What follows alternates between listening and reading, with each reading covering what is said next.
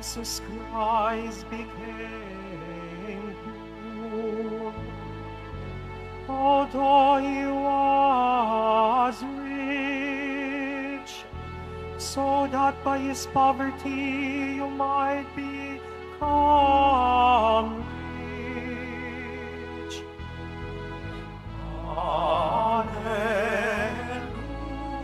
alleluia, alleluia, alleluia.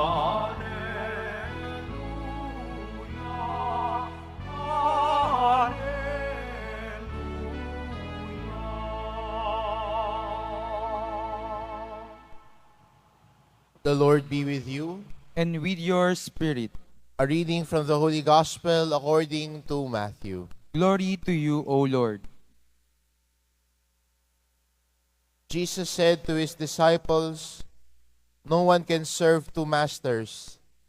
He will either hate one and love the other, or be devoted to one and despise the other. You cannot serve God and Mammon.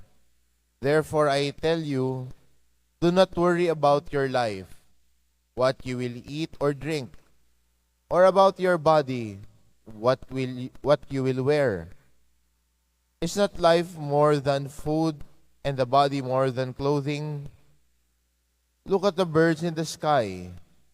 They do not sow or reap.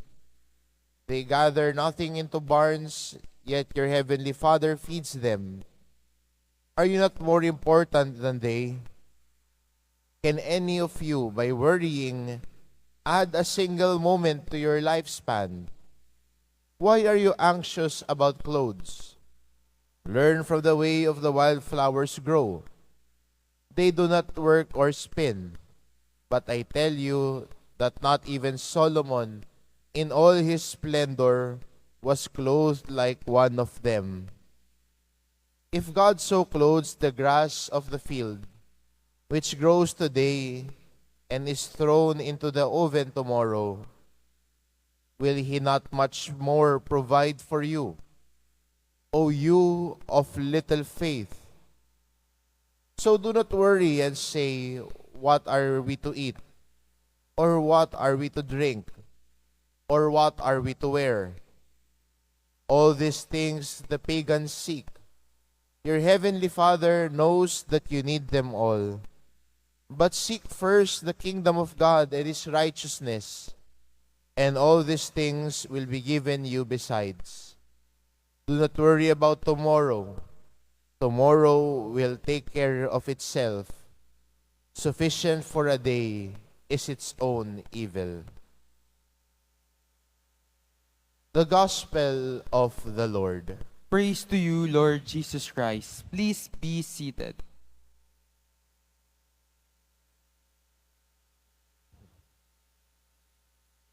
Siguro swak na swak ho yung ebanghelyo ho sa atin, ano?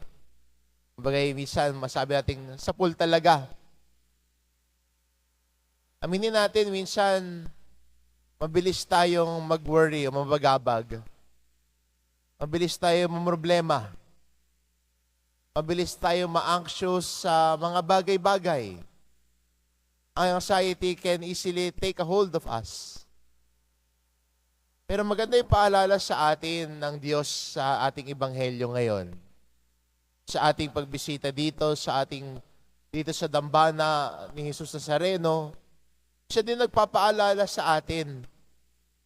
Huwag kang mabagabag. Do not worry.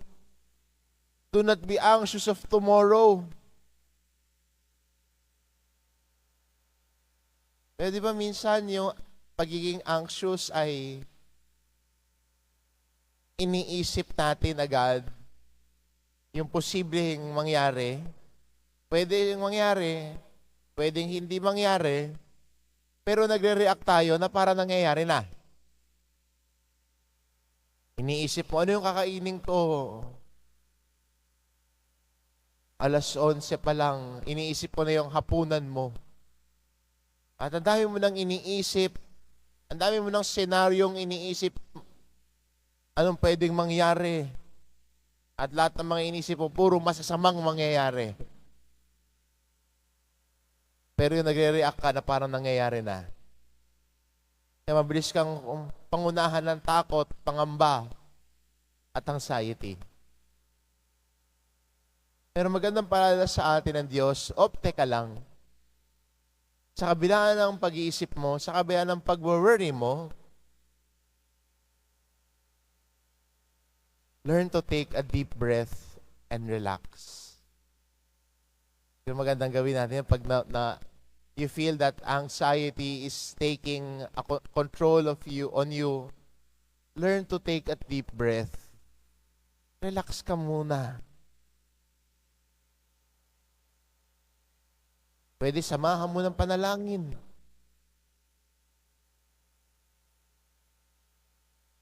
At ang paalala sa atin ng Diyos, huwag ka masyadong mabagabag. Relax ka lang. Kung yung mga ibon nga pinakakain ng Diyos, ikaw pa kaya? Kung yung mga damo ay mas pinararamitan ng Diyos na mas marangya pa raw kay Solomon, ikaw pa kaya? Magandang paalala sa atin ito para lumago tayo sa tiwala natin sa Diyos. Ang paalala sa atin ng Diyos, hindi lang mag-worry. Pero huwag ka mag-alala dahil nagtitiwala ka sa Diyos. Hindi ka nag-aalala dahil alam mo na hindi ka pababayaan ng Diyos. Na sa kabila ng mga problema, sa kabila ng mga iniisip mo at gumugulo sa isip mo, alam mo may Diyos na katulong mo. Alam mo may Diyos na pagkakatiwalaan mo na pwede mong ihinga ang lahat ng problema mo at kasama ka niya na aalis dyan sa pinagdadaanan mo. Kasama ka niya at kalakbay ka niya para malampasan mo ang pinagdadaanan mo. Learn to trust God all the more when you have problems. When worries, when anxiety takes control of you,